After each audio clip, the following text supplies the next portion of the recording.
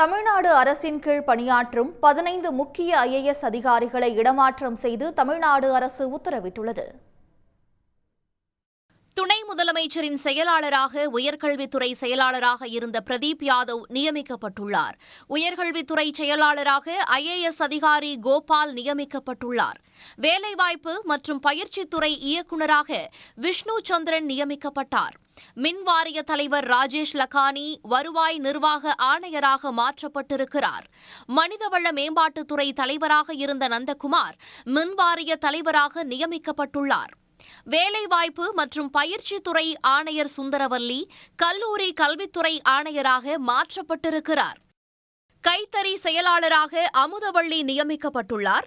இந்த பொறுப்பில் இருந்த டிபி யாதவ் சிட்கோ தலைவர் மற்றும் நிர்வாக இயக்குநராகவும் மாற்றப்பட்டுள்ளார். திருப்பூர் மாநகராட்சி ஆணையர் பவன்குமார் பொதுத்துறை துணைச் செயலாளராக நியமிக்கப்பட்டுள்ளார். தேர்தல் ஆணையர் சத்யபிரதா சாஹூவுக்கு கூடுதல் பொறுப்பாக கால்நடைத்துறை, பால் வளம் மற்றும் மீன்வளத்துறை ஒதுக்கீடு செய்யப்பட்டுள்ளது. தமிழ்நாடு சிறுதொழில் கழக இயக்குநராக தர்மேந்திர பிரதாப் யாதவ் நியமனம் செய்யப்பட்டுள்ளார். உடனுக்குடன் செய்திகளை தெரிந்து கொள்ள சன் நியூஸ் பெல் ஐகானை கிளிக் பண்ணுங்க.